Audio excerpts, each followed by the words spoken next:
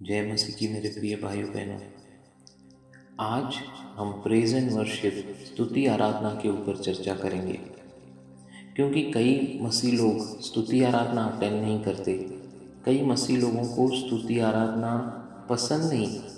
कई मसीह लोग जब घरों से निकलते हैं तो ऐसे समय पे निकलते हैं कि स्तुति आराधना ख़त्म हो जाए तब पहुँचें। सबों को लगता है कि अभिषिक्त वचन लेना चाहिए पास्टर, अभिषिक्त वचन लेना चाहिए परमेश्वर का दास। लेकिन कोई स्तुति आराधना भी अभिषिक्त होती है, उस पर कभी कोई सोच विचार नहीं करते। मतलब कई मसीह लोग ऐसे बिहेव करते हैं कि ये जो स्तुति आराधना है ये तो बस एक ऐसी सेवा है जो वचन होने से पहले की जाती है, उस तरीके से बस स्तुति आराधना को लेते हैं। लेकिन मेरे प्रिय भाइयों, मेरी प्रिय बहनों, स्तुति आराधना बहुत ही आवश्यक है। जब हम कुलिसियों उसका 3 उसका 16 वचन देखते हैं तो यहाँ पे लिखा है कि मसीह के वचन को अपने हृदय में अधिकाई से बसने दो। वचन जो है अपने हृदय में बसने दो।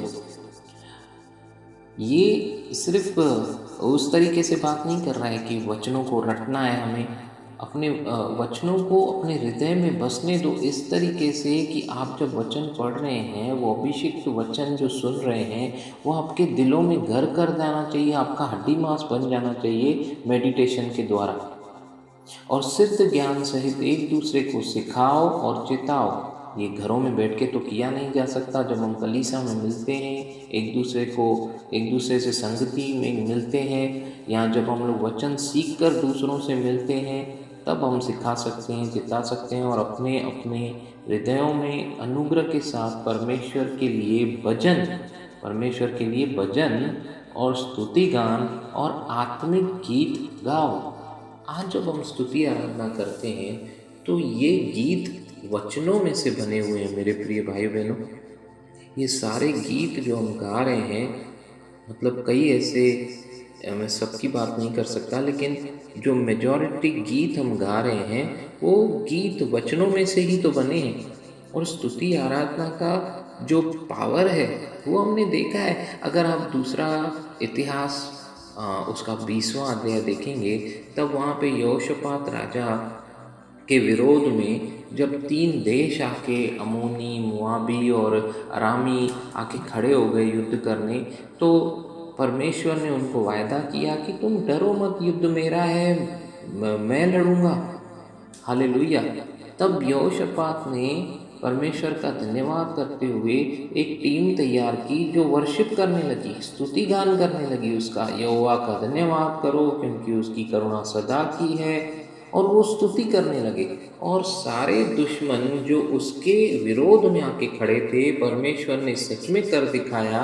स्तुति आराधना की भेंटों को कबूल किया, धन्यवाद की बलियों को कबूल किया और अपने वचन को पूरा किया, जो वचन कहता था कि मैं युद्ध लड़ूंगा, युद्ध तुम्हारा नहीं। और परमेश्वर ने लड़ दिखाया, उनको आपस में लड़वा दिया, सारे दुश्मन मारे गए और सच में यहोशापात राजा विजयी हुआ बिना लड़े। हालेलुया। आज हमारा भी यीशु कहता है कि डरो मत, केवल विश्वास करो।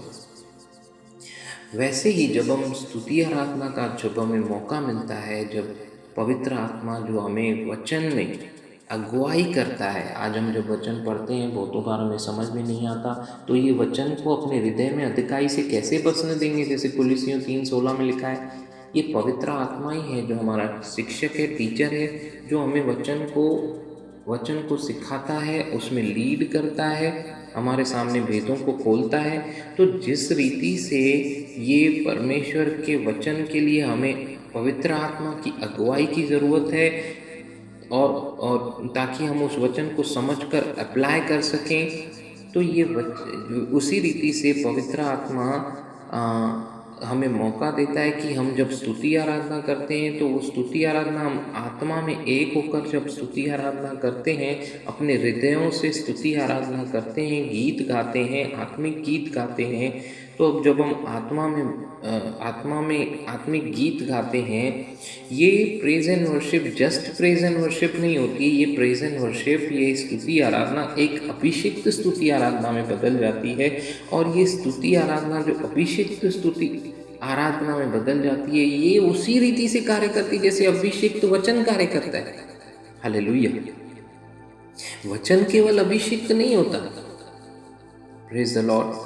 हमें अपना नज़रिया, अपना रवैया स्तुति आराधना के लिए बदलना चाहिए। स्तुति आराधना हमें ऐसा मौका मिलता है जहाँ पे हम परमेश्वर के आत्मा के साथ एक होकर, जैसे हम लोग बहुत बार आत्मिक गीत गाते हैं, अन्य भाषा में भी गीत गाते हैं, वो फ्लो होता है।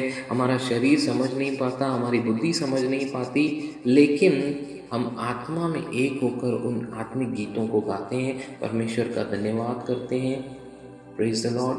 अगर हम लोग रेवलेशन उसका 14 अध्याय में भी देखें तो वहाँ पे भी परमेश्वर की महिमा होती है, उसको पवित्र पवित्र पवित्र करके संबोधित किया जाता है, पुकारा जाता है, उसकी स्तुति आराधना की जाती है, उसकी महिमा की जाती है। आज हमें यहाँ पर पृथ्वी पर भी ये मौका है कि हम उसको धन्यवाद दें, उसकी स्तुति आराधना करें। हालेलुया। अपने शरीरों को जीवता, परमेश्वर को भावता हुआ बलिदान करके चढ़ाएं। अपने तन मन से, आत्मा से स्तुति आराधना करें। हालेलुया। स्तुति आराधना केवल एक वैसी सेवकाई नहीं है जो हमें वचन के पहले करना है, एक प्रथा नहीं है जो वचन के पहले की जाती है। यहाँ स्तुति फास्ट सॉन्ग है, वर्शिप स्लो सॉन्ग है, ये सब नहीं है। स्तुति आराधना आत्मा से, सच्चाई से भेंटों को चढ़ाना है।